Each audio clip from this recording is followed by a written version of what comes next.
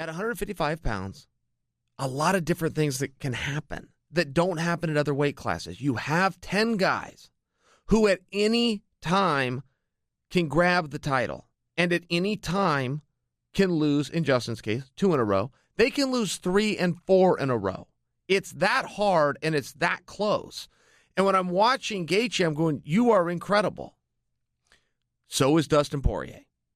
You know, or you could back up Teddy Alvarez. Just so are these other guys. And it is so close, and you don't need to throw out the baby with the bathwater. Things are going really good here. And he said this after the fight. I really liked Gaethje's interview because he was just so honest. And he said, I've never felt better. He offered no excuse. He said, in fact, it's quite the opposite. I've never felt better in that ring. Regardless of the outcome, that was my best performance.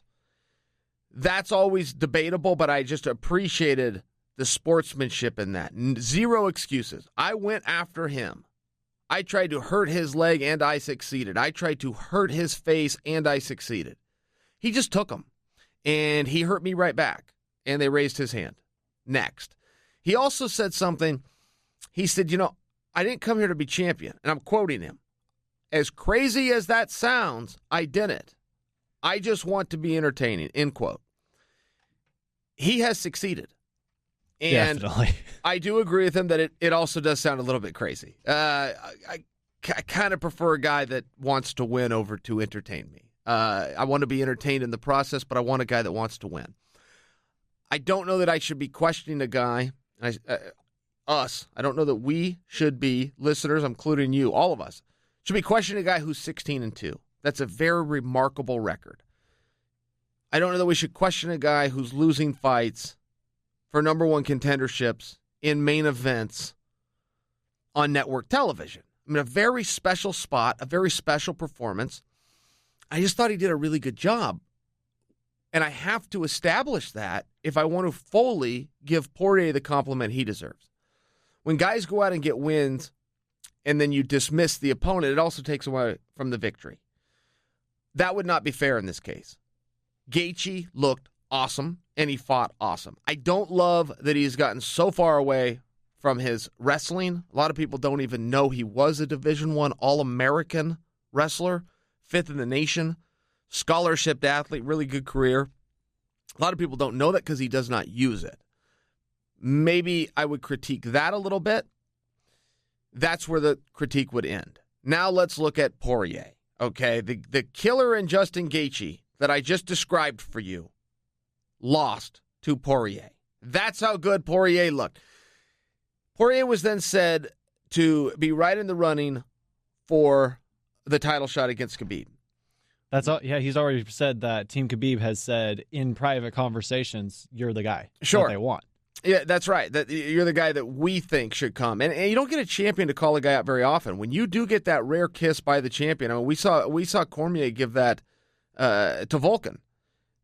That doesn't happen. And when Cormier did do it, when the champion said, you're the guy, then you're the guy. It just doesn't happen much. So if Khabib's coming out and saying you're the guy, it carries some weight. Now, we do say that understanding that Tony and Conor come first, but that Tony and Conor aren't available.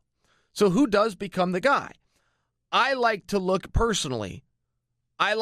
at Kevin Lee Barboza coming up this weekend. For me, that might be the harder of the two fight with the two more polished fighters.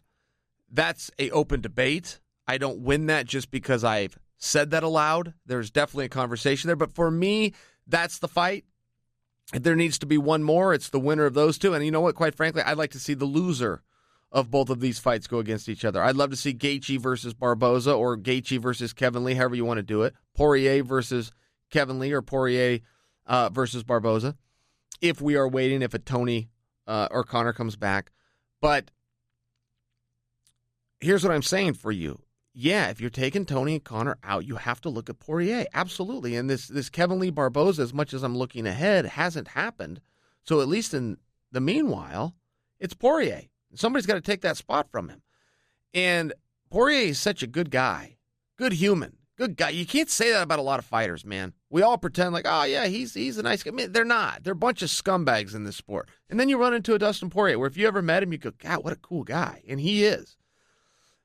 The sport has always favored the sport of fighting, conflict. It's favored the bad guys. Maybe the sport, in light of everything we're seeing right now, I'm talking about the Conor legal incident, Conor versus the bus, maybe the sport's ready for a good guy. And that is where Dustin Poirier would fit into that equation.